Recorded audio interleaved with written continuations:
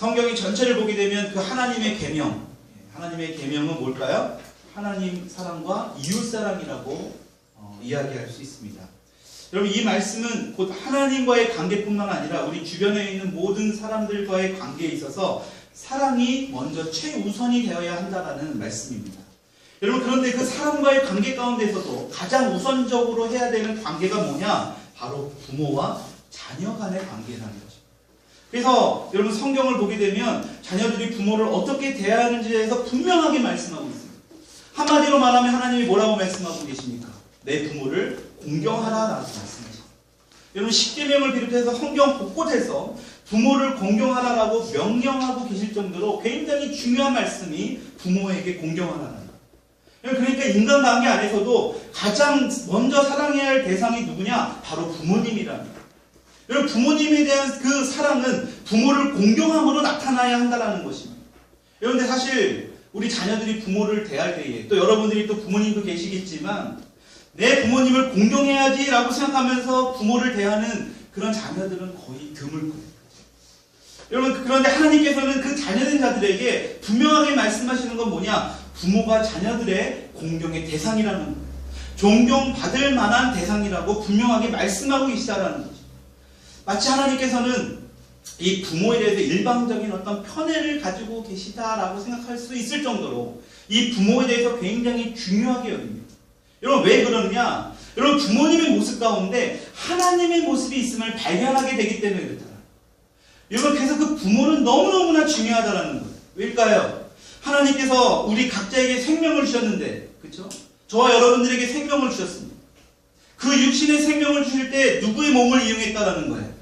부모의 몸을 사용하셨다는 거죠. 여러분, 그래서 그 부모는, 그 부모와 자녀와의 관계는 너무너무나 중요하다는 거예요.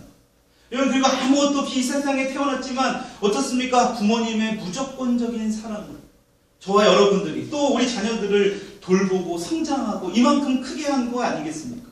여러분, 그리고 그 부모들을 통해서 자녀들이 진정으로 잘 되기를 원하는 그런 마음을 주셨어요. 그렇죠? 우리 부모에게 자녀가 안 되기를 원하는 부모는 그 누구도 없습니다. 그 부모의 마음을 누가 주셨어요? 하나님이 주셨다는 겁니다. 자녀를 바르게 양육하기 위해 최선을 다할 수 있도록 하나님이 그렇게 창조하셨다는 겁니다. 여러분, 이렇게 부모가 자녀들을 향한 그 이해할 수 없는 어떤 사랑과 헌신은 사실 하나님을 향한 하나님의 이해할 수 없는 사랑과 헌신의 모습의 그림자의 모습. 여러분, 하나님도, 우리가 오늘도 찬양도 했습니다. 하나님이 우리를 어떤 조건이 되어서 어떤 모습으로 인해서 하나님이 우리를 사랑하시는 게 결코 아니다라는 거예요. 그냥 있는 그대로의 모습. 여러분들이 설사 어떤 죄악 가운데 있다 할지라도 하나님은 그래도 사랑하시는 거예요. 하나님은 그래도 여러분들의 손을 놓지 않아요. 우리 스스로가 그 죄로 인해서, 정죄감으로 인해서 우리 스스로 하나님을 피하려고 하는 것이지 하나님은 결코 우리의 손을 놓지 않는다는 사실을 믿으시기 바랍니다. 여러분들이 주일을 100번을 빠져먹는다 할지라도 하나님은 여러분들을 버리실 분이 아니에요. 여러분, 그렇듯이 하나님은요, 우리를 너무나 사랑하세요. 여러분, 그 사랑하는 것을 누구를 통해서 보기를 원하냐? 바로 부모를 통해서 보기를 원하신다라는 것입니다. 여러분, 그렇기 때문에 부모를 공경하라고 명령하신 것은 이러한 부모님을 우리에게 허락하신 그 하나님에 대한 그 감사와 사랑의 표현이기도 한다라는 것입니다. 여러분, 그래서 오늘 주일 예배를 통해서 오늘 성경 속에 나오는 한 어머니가 자신을 희생하면서까지 병들어 있는 그 자식을 회복시키는 그 한 어머니의 이야기를 통해서 이 시대의 우리 부모들이 또 앞으로 부모가 돼야 될 여러분들이 어떤 모습으로 살아가야 하는지를 이 성경 말씀을 통해서 좀 살펴보려고 합니다. 여러분, 오늘 성경 말씀을 보니까 예수님께서 두로와 시돈 지방으로 들어가셨다라고 성경은 기록되어 있습니다. 여러분, 두로와 시돈 지방으로 들어가셨는데 거기에 어떤 여자가 있었다고 나와요? 가나안 여자라고 기록되어 있습니다. 여러분, 이 마태복음 이 15장 21절의 말씀과 똑같은 말씀이 마가복음 7장에도 나옵니다. 여러분, 마가복음 읽으시다가 또 똑같은 내용을 보셨을 거예요. 그렇죠? 이거는 지금 그 마태라는 제자가 기록한 마태복음서고요. 마가라는 그 제자가 쓴 7장에도 이런 내용이 똑같이 되어 있습니다. 그 가나안 여자를 거기 마가복음 7장에 뭐라고 되어 있냐? 스로보니게 여인이라고 소개하고 있습니다. 스로보니게 여인. 여러분, 그러니까 중요한 것은 예수님을 찾아온 이 여인이 유대인이 아니라는 게 중요한 사실이에요. 유대인이 아니에요. 유대인들이 천시하는 이방인이었습니다. 정말 개처럼 여기는 그런 이방인이 예수님을 찾아왔다라는 겁니다. 여러분, 그 당시 유대인들은 이방인들을 어떻게 했습니까? 인간 취급을 안 했습니다. 사람 취급 자체를 안 했어요. 근데 예수님이 찾아온 그런 지금 상황이 지금 이 마태복음 15장에 펼쳐지고 있는 거예요. 근데 그런 여인이 예수님을 찾아온 것만으로도 모자라서 소리 질러서 이렇게 얘기합니다. 뭐라고 얘기합니까? 주 다윗의 자손이여 나를 불쌍히 여기소서. 내 딸이 흉악히 귀신 들렸나이다. 소리 질러가지고 고래고래 소리 지르면서 예수님에게 이렇게 얘기하는 겁니다. 이 스루보니게 이 가난한 여자가 예수님을 찾아온 그 분명한 이유를 얘기하고 있습니다. 그 이유가 뭐래요? 바로 자신의 딸이 어떻게 했다고요? 흉악한 귀신에 들렸다라는 거죠. 흉악한 귀신에 들렸다. 여러분, 흉악한 귀신에 들렸다라는 것은 지금 이 딸아이의 모습이 어떤 모습을 하고 있었을까요? 굉장히 흉악했을 거예요. 진짜 말 그대로.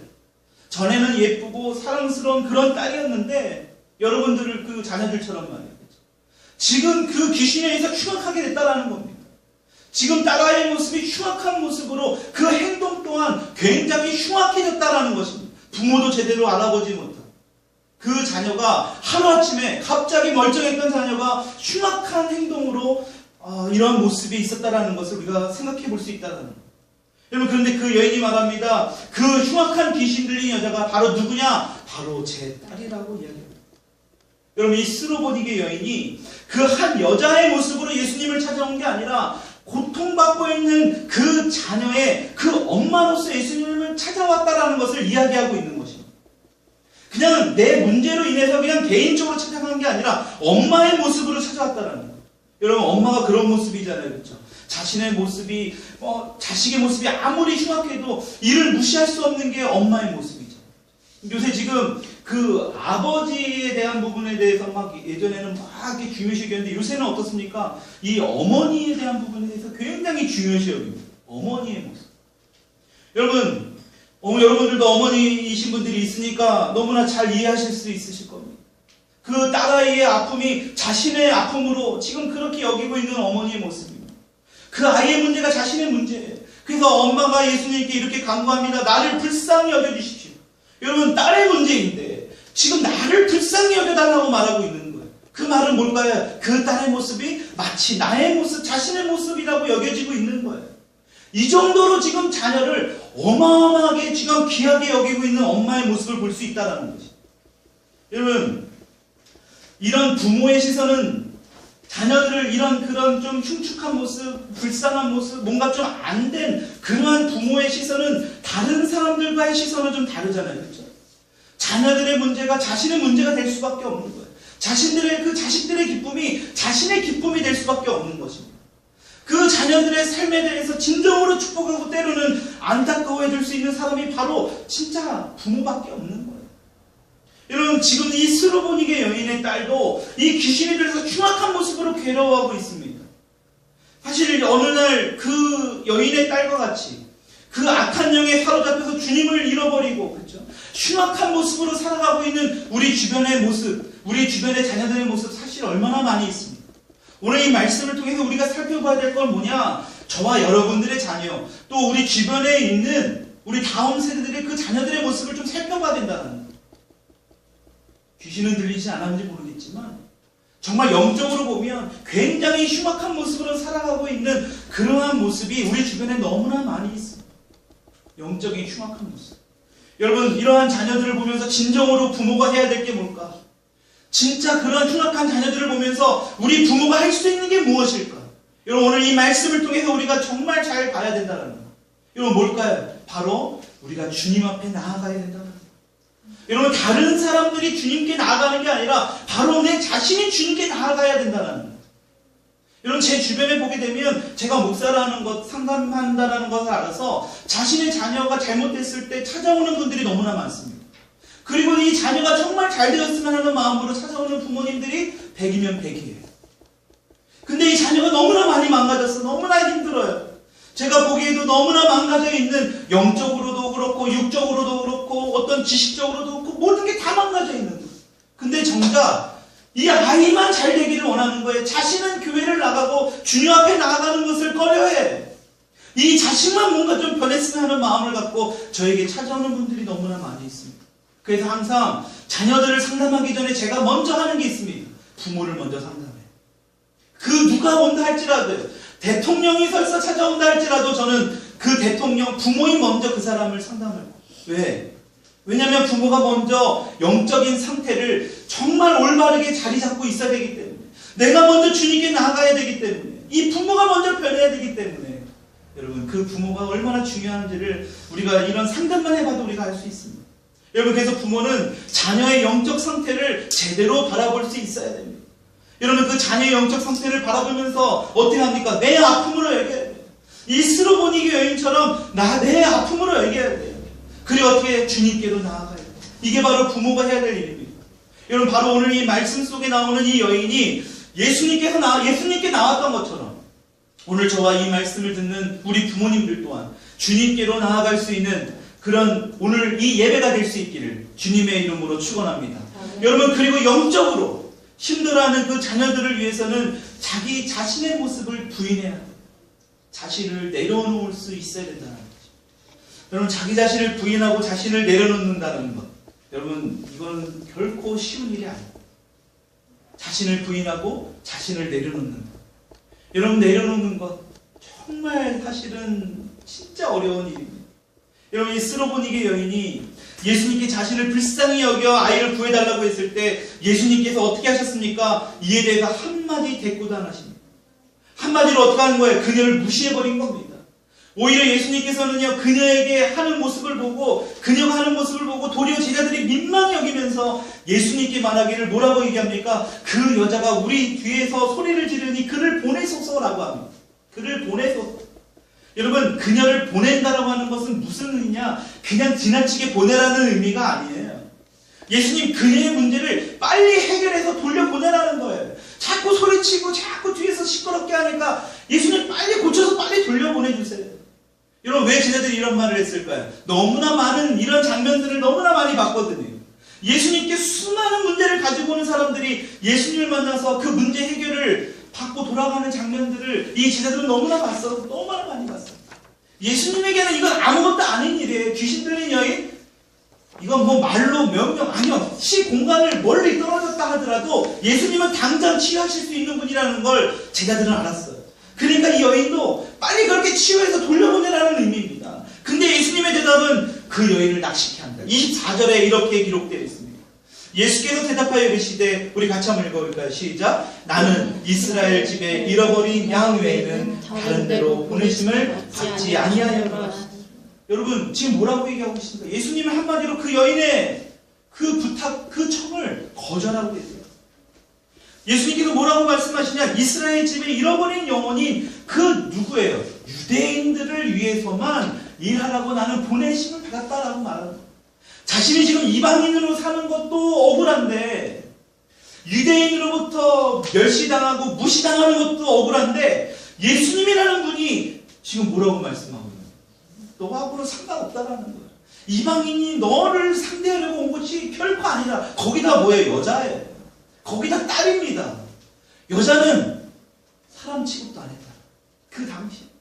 우리나라도 얼마 전에 또 그랬잖아요. 저희 부모님 또한 이 할머니와 같이 식사할 때는 뭐예요? 식사 상 위에서 같이 식사 안 했어요. 오봉에다가 밑에서 드셨죠.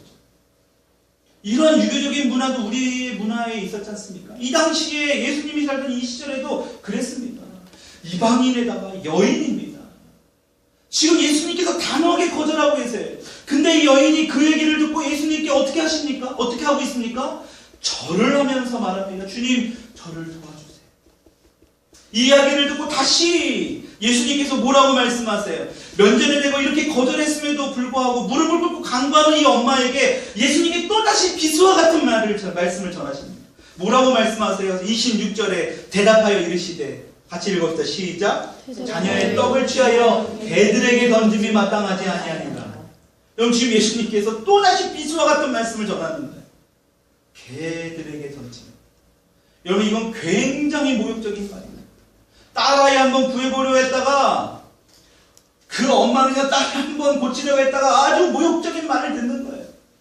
지금도 개라는 단어가 사용되면 굉장히 모욕적인 단어 아닙니까? 그 당시에는 이방인들에게 지칭하는 그런 단어, 그런 그 은유적인 동물 이름이 바로 이 개예요. 굉장히 심한 모욕적인 말입니다. 예수님을 처음 만난 그 여인에게 마치 그 여인이 개와 같은 존재 있는 것처럼 말씀하면서 모욕을 주셨던 거예요.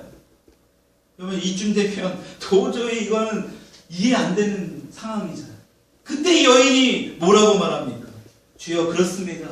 근데 그 개들에게도 그 주인 상에서 떨어지는 그런 부스러기는 얻어먹지 않습니까?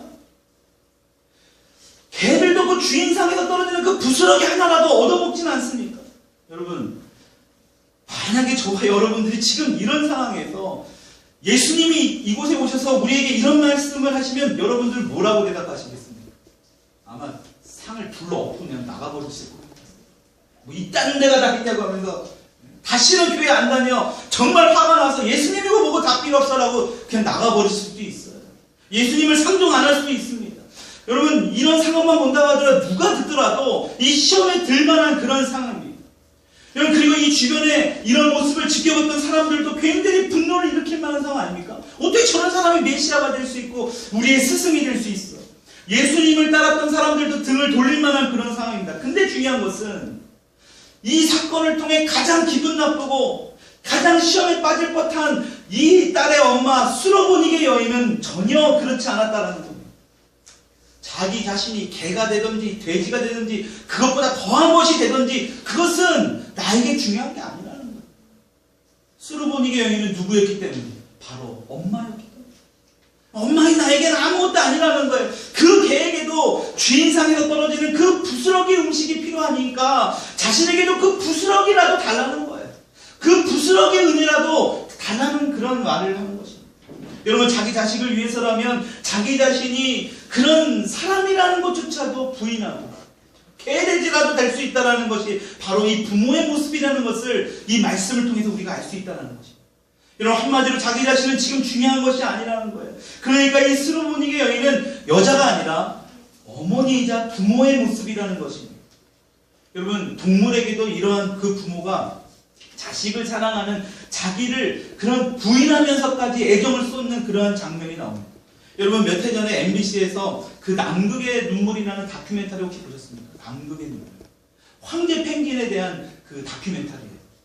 여러분, 지금도 유튜브를 통해서 황제 펭귄 하면은 이게 영상이 이렇게 잘려서 이게 나오는 장면들이 나옵니다. 여러분, 그 다큐멘터리가 얼마나 감동되었는지 몰라요. 여러분, 그 황제 펭귄이 영하 60도의 그 추위 속에서 알을 낳게 됩니다. 그 알을 낳고 나서 그 부화된 그 자식을 얼어 죽지 않게 하기 위해서 그 키워내는 그 엄마 아빠의 펭귄 이야기가 바로 이 남극의 눈물이에요. 왜 남극에서 눈물이 흘려질까? 그 제목을 보면 그럴 수 있는데 정말 이 영상을 보면, 이 다큐멘터리를 보면 진짜 눈물이 날 수밖에 없어요. 여러분, 영하 60도를 넘나드는 그 혹한의 그 추위 속에서 그 엄마 펭귄이에요. 알을 딱 하나 낳습니다. 그리고 그 추위 속에서 알을 따뜻하게 그 부화를 시켜야 합니다. 근데 그 알이 부화되려면 2개월 이상이나 걸린다고 합니다. 2개월 이상. 근데 그 몫은 누구의 몫이냐? 엄마의 몫이 아니라 아빠의 몫이라고 해요.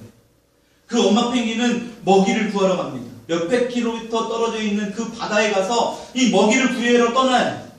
근데 그 아빠 펭귄들은 그 아기를 따뜻함을 유지하기 위해서 두 발을 동동 모으면서 알을 올려놓고 배로 알을 품어서 2달 동안 그 알을 품는다는 거예요.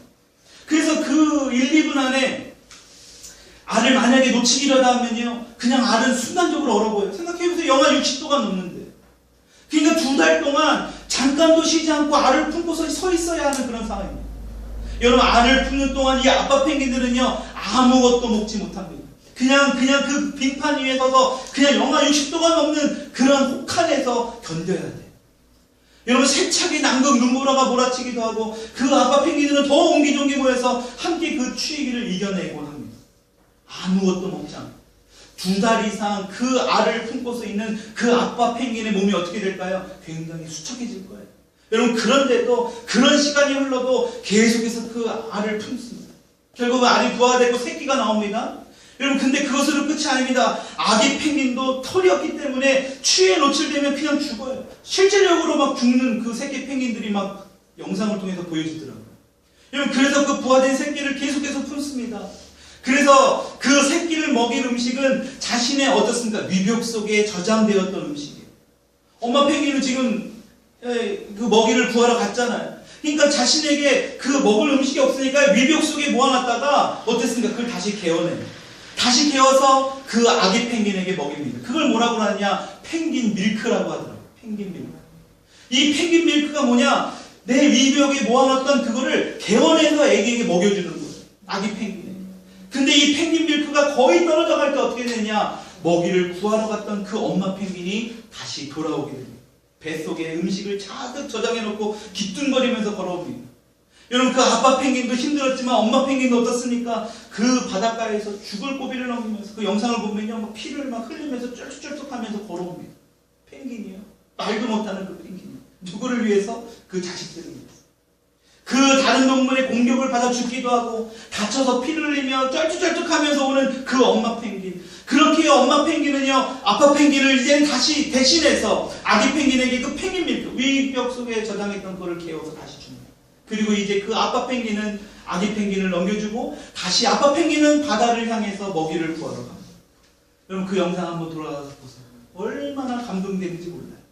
여러분, 이렇게 동물들도요, 자기를, 그 자신을 위해서는 그렇게 하지 못해요. 근데 그 자식을 위해서는요, 모든 것을 다 내려놓고 잘 키우기 위해서 자신을 희생하면서 살아가는 것이 바로 이 부모의 모습이라는 거예요. 말 한마디 못하는 그 펭귄 또한 이런다는 거예요. 이게 바로 뭐냐? 자연의 이치입니다. 하나님이 그렇게 만드신 거예요. 부모를 통해서 뭐를 보게 하기 위해서요? 하나님의 사랑을 보게 하셨다라는 거예요. 부모와 자식 간의 사랑을 보면서 우리 인간이 부모와 자식 간의 사랑을 통해서 뭘 하기를 원하는 거예요? 우리가 무엇을 깨닫게 된다는 거예요? 나아가서는 죄인된 우리를 예수님께서 십자가에 못 박히시고 자신을 철저하게 부인하고 희생하시면까지도 우리를 구원하신 그 예수 그리스도를 우리가 알 수 있기 때문입니다. 여러분, 어떠한 희생을 치르더라도 자식을 살리기 위해서 자신을 부인하며 살아가는 그 부모의 모습 가운데 하다못해 그 아빠 펭귄, 엄마 펭귄의 모습을 통해서도 우리는 예수님의 모습을 볼 수 있다는 것입니다. 여러분, 그래서 우리는 그 자식을 위해서 자신을 희생하며 자신을 내려놓을 수 있어야 된다는 거죠. 왜일까요? 그러한 자녀들이 이러한 부모의 모습을 통해서 바로 하나님을, 예수님을 바로 볼 수 있기 때문에 그렇습니다. 여러분, 마지막으로 무엇보다 부모에게 필요한 것은 무엇이냐? 바로 큰 믿음입니다. 여러분, 정작 딸아이를 살렸던 건 다른 게 아니라 그 어머니의 큰 믿음이었다라고 말씀을 통해 우리가 알 수 있습니다. 여러분, 예수님께서 그 여인의 딸아이의 엄마라는 것을 잘 알고 계셨어요. 그리고 그 엄마가 그 딸을 고치기 위해 온갖 수치와 수모를 견뎌내는 그 모습 또한 예수님은 다 보셨습니다. 여러분, 그런데 이 예수님께서 그 여인에게 보고자 원하셨던 것이 딱 하나 있습니다. 그게 뭘까요? 딸에 대한 사랑? 그게 아닙니다. 바로 뭘까요? 바로 그 엄마의 믿음이었던 거예요. 여러분, 그 스르보니게 여인은 그 딸을 너무나 사랑해서 아이를 귀신으로부터 살리기 위해서 예수님께 찾아왔지만 그 여인에게 필요했던 건 바로 뭐냐? 예수 그리스도를 믿는 믿음이었다라는 거죠. 여러분, 바로 예수 그리스도께서 그 흉악한 귀신에 들려 흉악하게 된 딸을 반드시 고치시고 구해주실 것이라는 그런 확실한 믿음이 있는지 없는지를 예수님은 보고 싶었던 거예요. 몇 마디의 모욕적인 말을 듣습니다. 여러분, 그 말을 듣게 되면 대부분의 사람들 어떻습니까? 다른 방법을 찾아서 떠나가게 됩니다. 근데 이 엄마는 그렇지 않았어요. 예수님만이 유일한 치료자라는 걸 알았어요. 예수님만이 구원자이시라는 것을 확실히 알았다라는 거예요. 그렇기 때문에 어땠습니까? 그 믿음을 예수님은 보기를 원하셨다라는 거예요. 여러분, 그 스로보니게 여인은 무엇보다 예수님께 그 아이를 살려주실 분이라는 확실한 믿음이 있었습니다. 어떻게 할 수 있어요? 그 여인이 예수님을 부를 때 이렇게 얘기했습니다. 뭐라고 얘기했다고 아까 첫 번째 제가 말씀드렸나요? 22절을 보니까 주 다윗의 자손이여 나를 불쌍히 여기소서. 여러분, 이거 굉장히 중요한 의미가 있습니다. 예수님을 다윗의 자손이라고 부른다는 것 그 자체만으로도, 지금 이 여인이 예수님을 다윗의 자손이라고 부른다는 그것만으로도 예수님이 메시아이고 구원자임을 고백했다는 거죠. 여러분, 이건 굉장히 중요한 의미예요. 다윗의 자손이여 나를 불쌍히 여기소서, 이 말씀이 바로 예수님이 메시아이고 구원자이시고 치료자이시라는 것을 이 여인은 확실했다는 거죠. 그러니까 어떨 수 있었어요? 비수 같은 말에도, 개 같다라고 이야기해도 그 말씀에도 이 여인이 결코 흔들리지 않았다라는 거예요. 오히려 어땠습니까? 예수님에 대한 믿음이 있었기 때문에 더욱더 간절하게 예수님을 더 붙들 수 있었다라는 것입니다. 여러분, 이 모습을 보고 예수님께서 뭐라고 말씀하고 계십니까? 28절에 이에 예수께서 대답하여 이르시되, 같이 한번 읽어준다. 시작. 여자여, 내 마음이 크도다. 네 믿음이 크도다. 내 소원대로 되리라. 아멘. 여러분, 뭐라고 말씀하세요? 내 믿음이 크도다. 여러분, 우리가 기도를 할 때 때로는 상심받을 때가 있어요. 예수님, 하나님, 정말 제가 이것을 믿습니다. 정말 이것들을 들어주세요. 정말 어려운 부탁인 것 같지만 저는 하나님께만 이것을 간구하고 기도합니다. 근데 한 달이 지나고 2달이 지나고 6개월이 지나고 1년이 지나도 그 기도 제목들이 들어지지 않아요. 그럴 때 우리는 어떻게 합니까? 이 스로보니게 여인처럼 다윗아선 예수여, 나를 불쌍히 여기서 외치냐 합니다. 대부분의 우리의 뜻대로, 우리의 생각대로, 우리의 어떤 의지대로, 우리의 얕은 경험대로 우리가 하지 않느냐라는 거예요. 여러분, 근데 예수님께서는 그 여인을 통해서 뭐라고 말씀하십니까? 내 믿음이 크도다. 여러분, 이것을 통해서, 이 사건을 통해서 오늘날 2000여 년이 지난 오늘날 우리에게도 이 사건을 알게 하신 거예요. 그 여인을 우리가 지금 또 보고 있는 거잖아요. 실제적인 사건을 우리가 보고 있는 거잖아요. 이건 예화가 아니에요. 실제적인 사건이잖아요. 그 여인이 이름조차 나오지 않은 여인이지만, 스로보니게 여인, 그냥 가난한 여인이라는 것밖에 우리에게는 알 수는 없지만, 이 사건을 통해서 하나 예수님은 뭐예요? 우리가 더 큰 믿음을 있기를 원하신다는 거예요. 이것은 너무도 중요한 것입니다. 예수님은 그 여인을 향한 그 사랑이 아이를 고친 게 아니라는 거예요. 여러분, 착각하면 안 돼요. 우리가 아무리 사랑을 한다는 것이, 자녀를 사랑하는 것이 최우선으로 여기면 안 된다는 거예요. 더 큰 건 뭐냐? 예수 그리스도를 향한 그 여인의 믿음이 그 아이를 고쳤다는 것입니다. 그 사랑이 먼저가 아닙니다. 예수 그리스도를 믿는 믿음이 먼저가 됐어요. 여러분, 그 믿음이 있다 보니까요, 그 아이가 고쳐질 수 있었다는 거죠. 여러분, 모든 부모들이 자녀를 사랑하지만 모든 부모가 예수 그리스도를 믿는 믿음을 가지고 자녀를 사랑하지는 않습니다. 예수 그리스도를 믿는 믿음을 가지고 자녀들을 양육하지는 않는다. 여러분, 이게 믿는 자의 부모와 믿지 않는 부모의 차이라는 거죠. 여러분, 오늘 이 예배 시간에 여기 있는 부모들에게 하나님께서 진정으로 깨닫기를 원하는 게 무엇일까? 저도 부모고 여러분들도 부모입니다. 또 앞으로 부모가 될 우리 귀한 다음 세대들이 이곳에 있습니다. 여러분, 중요한 것은 뭐냐? 바로 우리의 자녀들이 구원이 세상에 있고 사람에게 있는 게 아니라 그 구원은 누구에게 있느냐? 바로 예수 그리스도께 있음을 믿는 믿음을 깨달으라는 거죠. 여러분, 그것은 오직 예수 그리스도께만 있습니다. 오늘 이 세대에 하나님을 알지 못하고 세상에 사로잡혀 살아가는 이 시대에 너무나 많은 우리 주변에 자녀들이 많이 있습니다. 그렇죠? 여러분, 그들이 예수님께로 나와서 치유받고 구원받을 수 있음을 그 부모가 먼저 믿어야 된다는 거예요. 그래서 그 믿음대로 그 자녀들을 우리 주님께서 잘 인도할 수 있기를 하나님께서는 원하신다라는 것입니다. 여러분, 그래서 우리의 믿음이 너무나 중요해요. 오늘에서 이 한 번의 예배가 너무나 중요하다는 것입니다. 여러분들이 볼 때는 그냥 뭐 아무 의미 없는 그냥 1년에 한 번 드리는 예배일지 모르겠지만, 이 예배의 이 한 시간이 하나님에게 너무나 중요합니다. 이 하나의 미랄이 어떻게 됩니까? 엄청난 열매를 맺을 수 있다는 거죠. 어떤 한 분이 극동방송을 통해서 간증을 하시더라고요. 예수를 믿고 나면 모든 것이 만사형통되고 모든 것이 잘 될 것 같아서 예수를 믿고 열심히 교회도 봉사하고 열심히 예배 생활도 했는데 더 잘 안 되고 더 힘들고 더 어려운 일들이 있더라는 거예요. 너무나 실망이 돼서 지난 내 과거에 예수를 믿고 난 이후에 내 모습을 한번 돌아보니까 한 가지 정말 복된 일이 있더라는 거예요. 그게 뭐냐? 내 주변에 예수를 믿는 자들이 하나하나씩 더 늘어나더라고요. 할렐루야.